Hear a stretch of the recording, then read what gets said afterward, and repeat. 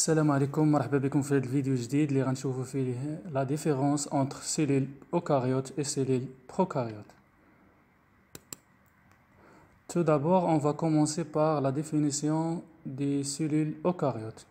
Les eucaryotes sont un domaine regroupant tous les organismes unicellulaires et multicellulaires qui se caractérisent par la présence d'un noyau et généralement des organites spécialisés.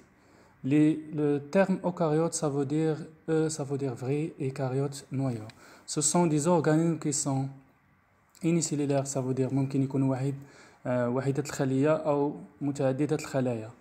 Et عندهم un vrai noyau très développé avec bien sûr des organites tels que les réticulums endoplasmiques, les mitochondries, l'appareil de Golgi.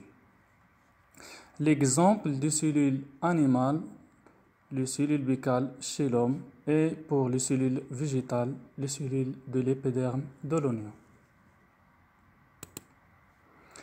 Pour les cellules prokaryotes, sont des organismes unicellulaires, وحيدة الخلية, بحال les bactéries ou les cyanophyces, qui ne possèdent pas d'un noyau et des organites. L'ADN est circulaire et généralement unique ou regroupé dans des nucléoïdes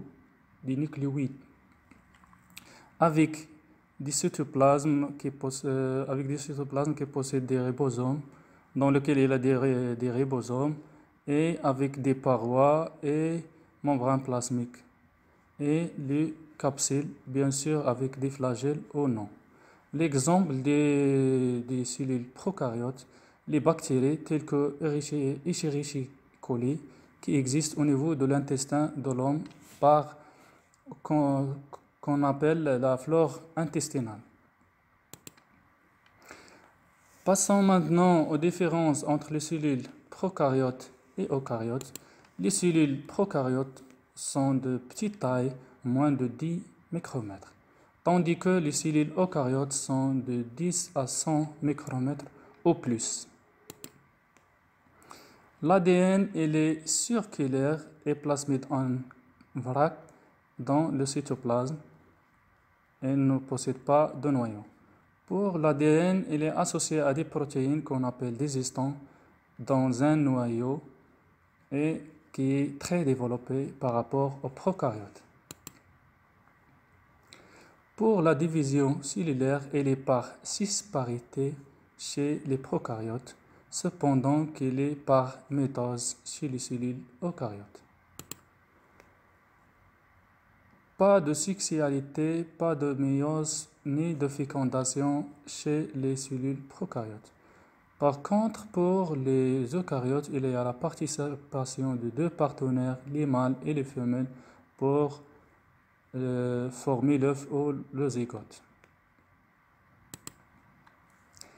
Pas de différenciation cellulaire chez les prokaryotes. Par contre, il y a différenciation cellulaire chez les cellules eucaryotes. Certaines formes sont capables de vivre en absence de l'oxygène chez les prokaryotes, tandis que chez les eucaryotes, il ne peut pas vivre en absence d'oxygène ou se développer. Les prokaryotes possèdent des voies métaboliques extrêmement variées. Par contre, il y a la production d'énergie chez les eucaryotes par voie oxydative dans les mitochondries et au niveau des cycles de Krebs, où il y a la production d'énergie des ATP, sous forme des ATP. Il y a un simple flagelle lorsqu'il est présent, bactérien, et avec des cils et flagelles constitués de 9 à plus d'un groupe de microtubules. Voilà un tableau qui résume la différence entre les cellules eucaryotes et prokaryotes. Pour la taille, les cellules eucaryotes sont de grande taille, de plus de 10 micromètres. Par contre, les prokaryotes sont de petite taille, moins de 10 micromètres.